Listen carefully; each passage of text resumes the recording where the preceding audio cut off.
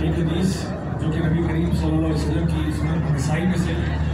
جہاں پہ آپ کو آپ نے کہا کہ مجھے جو دو صورتیں ہیں اللہ تعالیٰ کے عرش کے نیچے سے دی گئی ہیں، اور اللہ تعالیٰ کے عرش کے نیچے کے خزانوں میں سے یہ وہ خزانے ہیں۔ تو سب سے پہلے تو یہ معلوم ہوا کہ یہ کوئی عام دو آیتیں نہیں ہیں، پورا قرآن ہی بڑا خاص ہے، لیکن اس قرآن مجید کے اندر یہ دو آیات جو ہیں ان کی ایک اپنی فضیلت ہے۔ اسی طرح سے صحیح بخاری اور مسلم کی جو حدیث ہے جس میں یہ بیان کیا گیا کہ جو شخص بھی ان دو آیات کی تلاوت کرتا ہے وہ ہر قسم کی شر سے اور ہر قسم کی چیز سے محفوظ رہتا ہے، چاہے وہ دنیا کی ہو یا آخرت کی ہو۔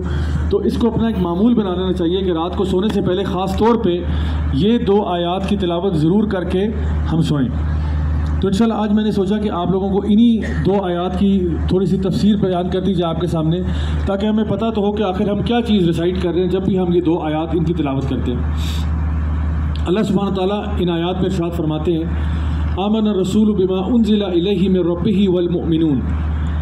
کہ ایمان لے آئے نبی کریم صلی اللہ علیہ وسلم جو کچھ اللہ تعالیٰ کی طرف سے ان پر نازل کیا گیا، اور ایمان والے بھی۔ اب یہ سبحان اللہ ایک بہت ہی زبردست بات بیان کی گئی ہے یہاں پہ کہ آپ کو پتہ ہی ہے کہ نبی کریم صلی اللہ علیہ وسلم کا درجہ اور مقام کتنا بلند ہے، یعنی ان جیسا نہ اللہ تعالیٰ کی مخلوق میں کوئی انسانوں میں ہے، نہ ملائکہ میں ہے، اور نہ جنات میں ہے۔ تو نبی جیسا تو کوئی بھی نہیں ہے۔ تو ایک انگلش کا ایکسپریشن ہے کہ وہ کہتے ہیں کہ کول بائی ایسوسیشن۔ آپ اگر اچھے اچھے لوگوں کے ساتھ اٹھنا بیٹھنا آپ کہو نا تو آپ بڑے فخر سے یہ بات بتاتے ہیں لوگوں کو کہ بھئی میں تو فلاں فلاں کے ساتھ اٹھتا بیٹھتا ہوں، آرمی چیف کے ساتھ، نیوی چیف کے ساتھ، پرائم منسٹر کے ساتھ، پریزیڈنٹ کے ساتھ۔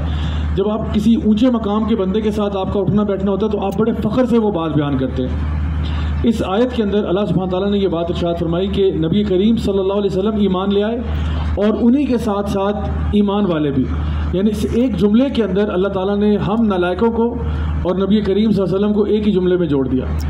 جو بھی لوگ ایمان لائیں گے اللہ پر، اس کے رسول پر، روز قیامت پر، یعنی اللہ تعالیٰ نے بتا دیا کہ یہ لوگ ایمان لے آئے۔ اب یہاں پہ دیکھیے کہ سب سے پہلی بات یہ ہے کہ نبی کریم صلی اللہ علیہ وسلم بھی ایمان لائے تھے۔ حالانکہ اس طرح سوچیے ذرا کہ نبی کے بارے میں تو ہم سوچتے ہیں کہ وہ تو ایمان بائی ڈیفالٹ ہے ان کے پاس، یعنی ان کے پاس جب جبریل امین آئے اور ان کو کہا اقرأ بسم ربک الذی خلق، تو سب سے پہلے جو شخص ایمان لایا تھا وہ نبی کریم صلی اللہ علیہ وسلم خود تھے۔ آپ خود ذرا ان کی پوزیشن میں جا کے دیکھیں، ایک شخص جو 40 سال تک ایک زندگی گزار رہا ہے اور ایک دم سے غار حرا کے اندر ایک فرشتہ نازل ہو جاتا ہے اور ان کو یہ بشارت دے دیتا ہے کہ آپ اللہ کے رسول ہیں۔ تو سب سے پہلے جو ایمان لے کر آئے وہ تو نبی کریم صلی اللہ علیہ وسلم خود ہیں، اور ان کے لیے کتنا بڑا واقعہ تھا کہ وہ جبریل امین نہ صرف ان کو زبانی کہا بلکہ ان کو زور سے جکڑا اور کہا اقرأ، اور آپ نے فرمایا ما انا بقارئ، کہ میں پڑھنا نہیں جانتا۔ پھر دوبارہ زور سے دبایا کہ حتیٰ کہ نبی کریم صلی اللہ علیہ وسلم فرماتے ہیں کہ مجھے لگا میری جان نکل جائے گی، اتنی زور سے دبایا مجھے، اور پھر تیسری دفعہ دوبارہ کہا، اور پھر آپ نے کہا اقرأ بسم ربک الذی خلق۔ اور یہ وہ واقعہ ہے کہ جب نبی کریم صلی اللہ علیہ وسلم یہ بات ارشاد فرماتے ہیں کہ میں نے جبریل امین کو اپنی فل حالت میں بھی دیکھا، یعنی جب دیکھا تو آسمان کے اوپر 600 پر ہیں جبریل امین کے،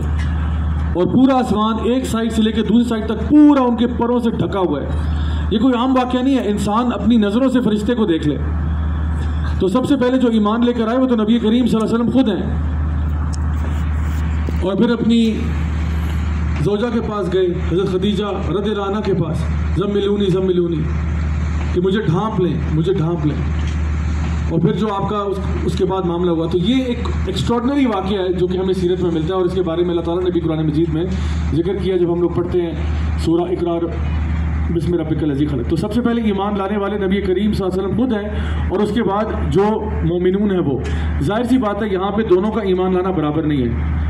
ہمارا ایمان بڑا کمزور قسم کا ہوتا ہے، لیکن نبی کریم صلی اللہ علیہ وسلم کا ایمان تو بہت بلند ہے۔ لیکن الحمدللہ ہمارے لیے اس سے بڑی آنر کی کیا بات ہوگی کہ ہمیں ایک جملے میں ہی نبی کریم صلی اللہ علیہ وسلم کے ساتھ جوڑ دیا گیا، اور اس سے آگے اگر آپ جائیں تو اس سے بھی بہتر بات، یعنی نہ صرف جملے میں بلکہ اللہ تعالیٰ فرماتے ہیں کل آمن باللہ وملائکتہ وکتبہ ورسلہ۔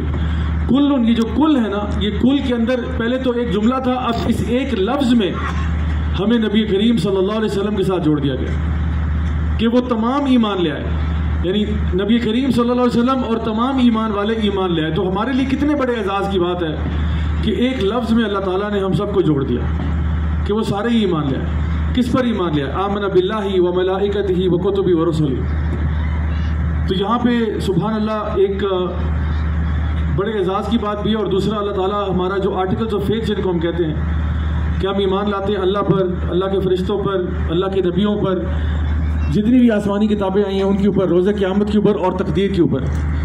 یہ ساری چیزوں پر ہم ایمان لے کر آتے ہیں۔ لیکن یاد رکھیے ایمان لانا جو ہے وہ صرف ایک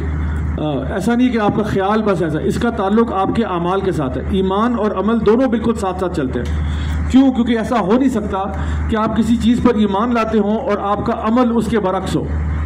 اگر ہے تو پھر کوئی مسئلہ ہے۔ مثال کے طور پہ آپ کے سامنے یہ ایک پین ہے، اگر یہ پین نہ ہوتا اور یہ ایک موم بتی ہوتی اور اس پہ آگ جل رہی ہوتی، اور میں آپ سے کہتا کہ میں ایمان لاتا ہوں کہ یہ موم بتی ہے اور یہ میرے ہاتھ کو جلا دے گی،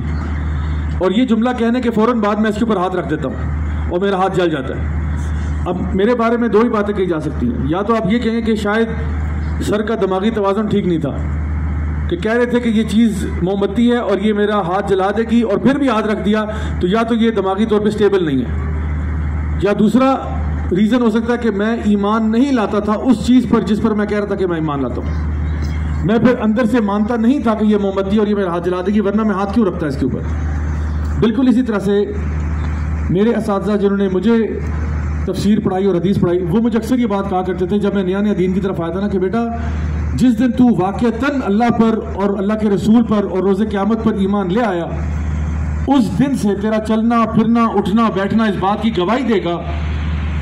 کہ تو ایمان لے آیا۔ ورنہ بیٹا باتیں کرنا تو بہت آسان ہے، باتیں ہر بندہ کر لیتا ہے۔ جو بندہ روز قیامت سے ڈرنے والا ہو نا، جس کو پتا ہو کہ قیامت کا دن آنا ہے، اس کی پھر چال چلن ہی بدل جاتے ہیں، اس کا طریقہ کار بدل جاتا ہے۔ وہ پھر لوگوں کے ساتھ کرپشن اور فراڈ اور یہ چیزیں نہیں کر رہا ہوتا، کیونکہ اس کو پتا ہے کہ میں نے اللہ کے سامنے پیش ہونا ہے۔ ذرا برابر میں خیر کا کروں گا وہ بھی سامنے آ جائے گا، ذرا برابر جو شر کا کروں گا وہ بھی سامنے آ جائے گا۔